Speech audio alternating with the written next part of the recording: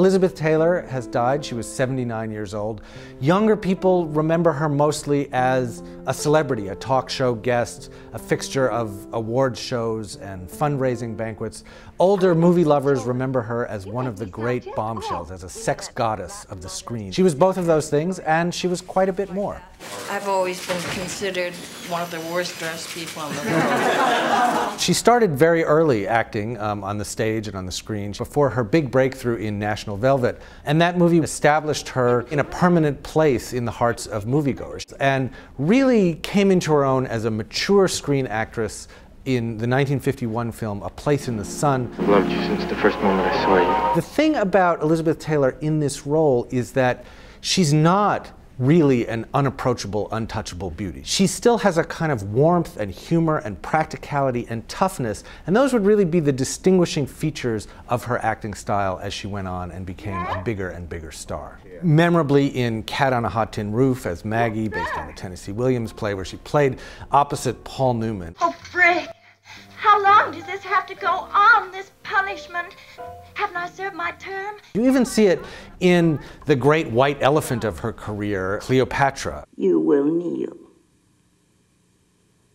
I will what? On your knees. You dare ask the proconsul of the Roman Empire? I asked it of Julius Caesar.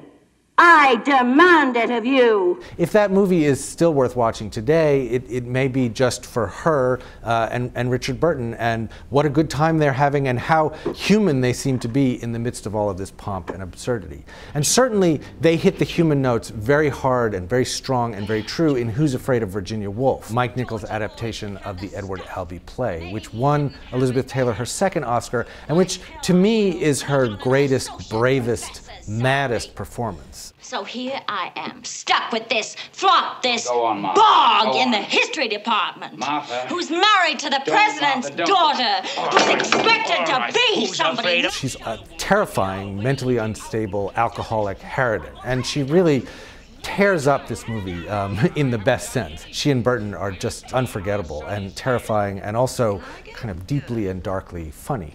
What the hell do you mean screaming up the stairs at me like that? We got lonely, darling. We got lonely for the soft purr of your little voice. Well, you just trot over to the bar, Pooh, And make your little mommy a great big twig. That's right.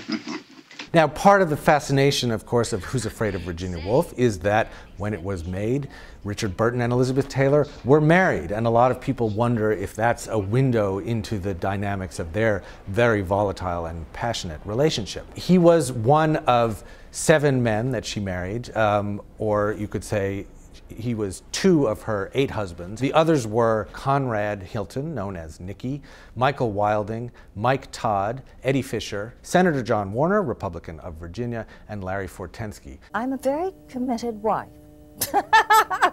I should be committed, too, for being married so many times. All of these marriages were certainly part of Elizabeth Taylor's career, her career as a celebrity, if not as an actress. She survived as a kind of Warholian celebrity, someone who was on TV, who was on benefits, who was at award shows, sometimes appeared almost as a garish parody of herself. But she maintained a presence in Hollywood and in the celebrity culture partly because she was very well liked. She was a very good friend to a lot of people. Among them, Michael Jackson, who she had a very sincere and important friendship with, partly because she knew what it was like to be subject to the pressures of fame from a very young age. And of course also to Rock Hudson, who had been her co-star in George Stevens' Giant. And it was Rock Hudson's death from AIDS in the mid-1980s that really inaugurated the second important phase of Elizabeth Taylor's career, which was as an activist and spokesperson and fundraiser for the cause of AIDS eradication. It's important to remember that when she took up this cause, it was by no means a fashionable or trendy or even a mainstream cause. It's been a long haul to get where we are today. Looking back on her career, what's striking is not just the public drama of her many marriages and her constant celebrity, or even her great beauty. It's a kind of generosity, toughness, good humor. She was not just a great actress or an important celebrity, she was a real personality of a kind that's very rare and very precious.